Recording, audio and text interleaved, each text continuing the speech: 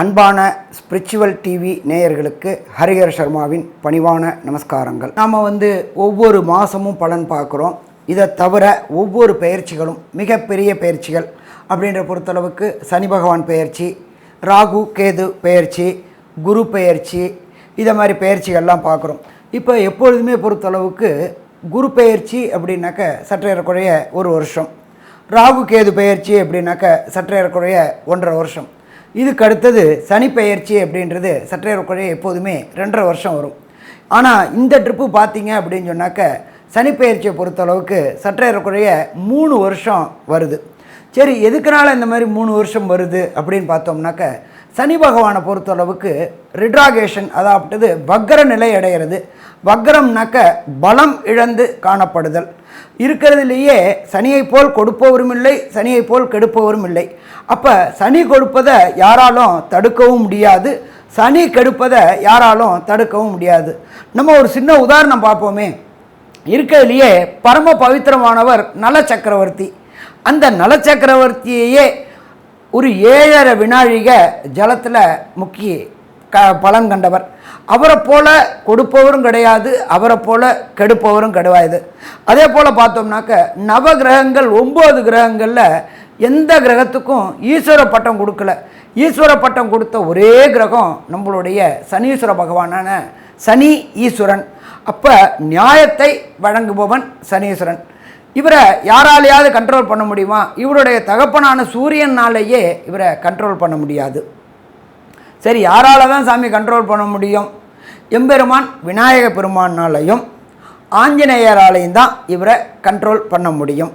அப்போ இந்த சனி பகவானை பொறுத்தளவுக்கு இந்த வருஷம் சற்றேறக்குறைய 3 வருஷம் இருக்கிறாரு. மார்ச் 2026 வரலும் இருக்கார். சரி, இப்போ இவர் இருக்கிறது அப்படின்ற பொறுத்தளவுக்கு இவர் வக்ர நிலையை அடைகிறாரு. வக்ரம் அப்படின்னாக்க பின்னோக்கி செல்வது, ரிட்ராகேஷன் அப்படின்னு பேர்.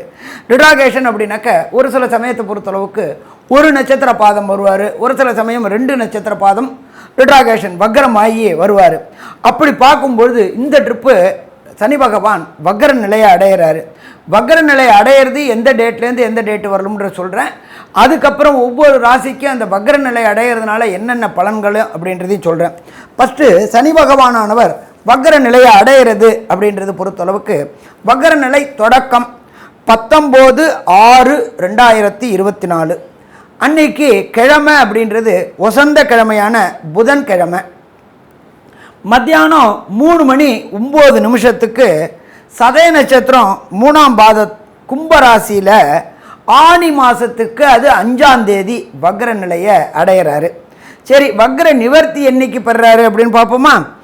4/11/2024 திங்கட்கிழமை மத்தியானம் 3:22 சதய நட்சத்திரம் 1ஆம் பாதத்துக்கு கும்பராசியில் வராரு. அதுக்கு தமிழ் மாதம் அப்படின்றது ஐப்பசி மாதம் 19. இது சற்றேறக்குறைய இந்த சனி பகவானுடைய வக்ர நாட்கள் அப்படின்றது 140 நாட்கள் வக்ர நிலையில் இருக்கிறாரு.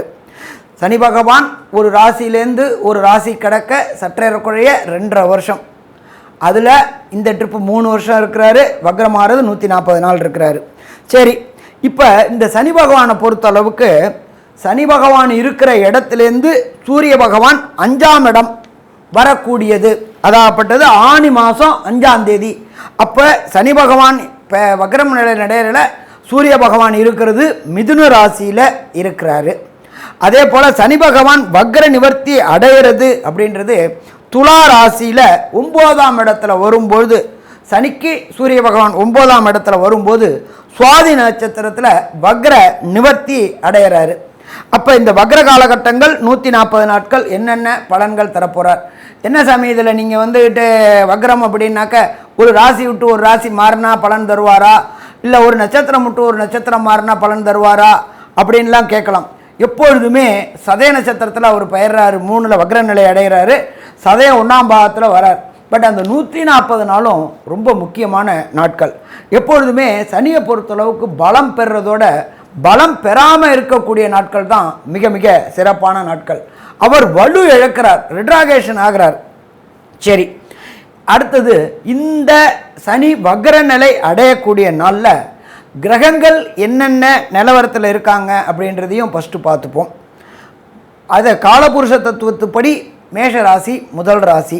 மேஷ ராசியில் செவ்வாய் பகவான், அடுத்தது ரிஷப ராசியில் குரு பகவானும், அடுத்தது மிதுன ராசியில் சூரிய பகவான், புத பகவான், சுக்கிர பகவானும், அடுத்தது காலபுருஷ தத்துவத்தின்படி 6வது ராசியான கன்னியா ராசியில் கேது பகவானும், அந்த சனி பகவான் வக்ரமாகிற நாள் சந்திர பகவான் இருக்கிறது விசாக நட்சத்திரம் 4ஆம் பாதத்தில், அதாகப்பட்டது விருச்சிக ராசியில் சந்திர பகவான் இருக்கிற நாளில் பெயர்றார்.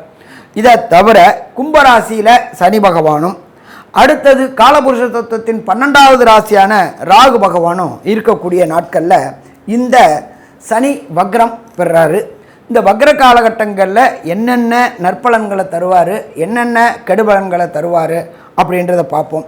அதே போல் சனி பகவானை பொறுத்தளவுக்கு எல்லாருமே ஜோதிட சாஸ்திரத்தை சொல்லுவாங்க, சனி பார்த்த இடம் பாழ் அப்படின்னு சொல்லுவாங்க, சனி நின்ற இடமும் பாழ் அப்படிம்பாங்க. அப்போ இந்த காலகட்டங்களில் கும்பத்தில் இருந்து சனி பகவான் சதய நட்சத்திரம் 3ஆம் பாதத்தில் இருந்து வக்ர நிவர்த்தி அடையக்கூடிய சதய நட்சத்திரம் 1ஆம் பாதம் வரலும் என்னென்ன நற்பலன்களையும் என்னென்ன கெடுபலன்களையும் தருவார் அப்படின்றத ஒவ்வொரு ராசிக்கா பார்ப்போமா? அன்பான விருச்சிக ராசி அன்பர்களே, உங்களுக்கு இந்த சனி வக்ரம் என்னென்ன நற்பலன்களையும் என்னென்ன கெடுபலன்களையும் தருதுன்னு பார்ப்போமா? ஏற்கனவே உங்களுக்கு அர்த்த ஆஷ்டம சனி 8ல் இருந்தால் அஷ்டமத்தில் சனி, அதில் பாதியான நாளில் இருந்தால் அர்த்தாசிரம சனி. இந்த அர்த்தாசிரம சனி கடந்த டிசம்பர் 2023 வந்ததுலேருந்து விருச்சிக ராசி அன்பர்களுக்கு கண்டங்கள் ஏற்பட்டுக்கிட்டே இருக்குது. வண்டி வாகனங்களில் கண்டம், உடல் நலத்தில் உபாதைகள், பொருளாதார விரயம், தடங்கல்கள், தாமதங்கள் எல்லாம் நடந்துகிட்டே இருந்துச்சு. இப்போ அந்த அர்த்தாசிரம சனியில் உள்ள சனீஸ்வர பகவான், ஆட்சி பெற்ற சனீஸ்வர பகவான் வக்ரம் ஆகிறார்.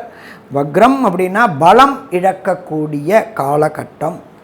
எப்போ கர்மக்காரகனான சனீஸ்வர பகவான் பலம் இழக்கிறாரோ அப்பொழுது சனி பகவானுடைய வேலை செய்கிறத கொஞ்சம் குறைச்சிப்பார். எதை மாதிரி குறைச்சிப்பார்? பிரச்சனைகள் கொடுக்கறத குறைப்பார். எப்போ பிரச்சனைகள் இல்லாமல் இருக்கோ அப்போ தொடர் முன்னேற்றம் இருக்கும். அப்போ இந்த 140 நாள் 19/6/2024 4/11/2024 வரையிலும் ஏற்றம் ஏற்றம் ஏற்றம் என்று இருக்கக்கூடிய காலகட்டங்கள், பிரச்சனைகள் ஓயக்கூடிய காலகட்டங்கள். அடுத்தது பிரகஸ்பதியான குரு பகவான் கடந்த 1/5/2024 வரலும் ராசிக்கு 6ல் இருந்தார். 1/5/2024 அப்புறம் அவர் 7ல் வந்துட்டு அவரே ராசியை பார்க்குறார். அப்போ விருச்சிக ராசி என்பவர்கள் சுய தொழில் செய்யணும்னு நினச்சிக்கிட்டு இருந்திருப்பாங்க. ரொம்ப நாளாக அடிமை வேலையே பார்த்துட்டு இருந்தாங்க. அடுத்தவங்களுக்காக சேவை செஞ்சுட்டு இருந்து அடுத்தவங்களுக்கு லாபங்களை பண்ணி கொடுத்துக்கிட்டு இருந்தாங்க. உங்களால் இருக்கிறவங்க எல்லாம் முன்னேறினாங்க, நீங்கள் முன்னேறலை. அப்போ இந்த சனி வக்ரமான காலகட்டங்களில் பிரகஸ்பதியான குருவும் உங்களுடைய ராசியை பார்க்கறதுனால வெற்றி வெற்றி வெற்றி கிடைக்கக்கூடிய காலகட்டங்கள். தொழிலில் இந்த 140 நாளில் இறங்கினோம்னா வெற்றி கிடைக்கக்கூடிய காலகட்டங்கள். தொழிலில் பொறுத்தளவுக்கு ஏற்றம் ஏற்றம் ஏற்றம் ஏற்றம் இருக்கக்கூடிய காலகட்டங்கள். அதே போல் இந்த அர்த்த ஆஷ்டம சனியினால் விருச்சிக ராசிக்காரங்களுக்கு உடல்நல தொந்தரவுகள் இருந்துகிட்டே இருந்துச்சு. அப்போ குரு பகவானுடைய பார்வையும் சனி பகவானுடைய வக்ரமடைந்த தன்மையினாலும் உடல் நலத்தில் இருந்த உபாதைகள் கிராஜுவலாக கன்சிஸ்டண்ட்டாக குறைஞ்சி உடல் நலத்தில் முன்னேற்றம் ஏற்படக்கூடிய வாய்ப்புகள் உண்டு.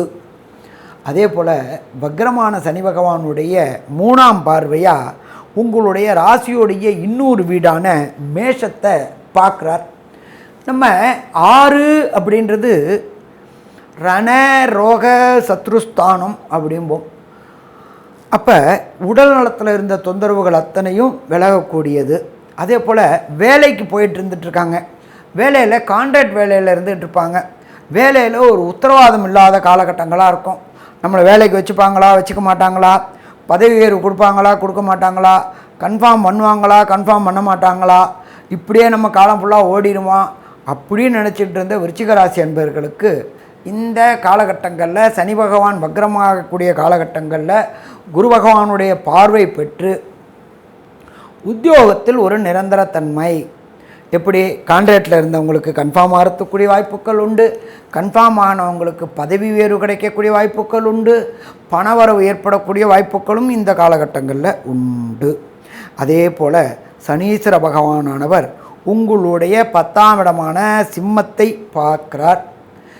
10 அப்படின்றது ஜீவனஸ்தானம் அல்லது கர்மஸ்தானம். செய்கின்ற தொழிலில் இத்தனை நாளாக பிரச்சனை பிரச்சனை பிரச்சனை பிரச்சனை, எதை தொட்டாலும் பிரச்சனை, என்னத்தை தொட்டாலும் பிரச்சனை அப்படின்னு இருந்துச்சு. இப்போ சனீஸ்வர பகவான் வலுவிழக்கிறதுனால அந்த பிரச்சனைகள் ஓயக்கூடிய வாய்ப்புகள் உண்டு. மொத்தத்தில் பார்த்தோம் அப்படின்னா விருச்சிக ராசி அன்பர்களுக்கு இந்த காலகட்டங்கள் அப்படின்றது மிக இனிமையான காலகட்டங்கள் அப்படின்னு சொல்லலாமாக. கண்டிப்பாக பிரச்சனைகள் விலகக்கூடிய காலகட்டங்கள்னு சொல்லலாம். ஒரு சில விருச்சிக ராசி அன்பர்களுக்கு தசாநாதன், புத்திநாதன், அந்தரநாதன், சூட்சமநாதன் சரியில்லை என்றால் செய்ய வேண்டிய பரிகாரங்களை சொல்கிறேன், கேட்டுக்குங்க. ஃபஸ்ட்டு திண்டுக்கல் பக்கத்தில் உள்ள கோட்டை மாரியம்மன், திண்டுக்கல்லில் கோட்டை மாரியம்மன் ரொம்ப ரொம்ப புகழ்வாய்ந்த மாரியம்மன்.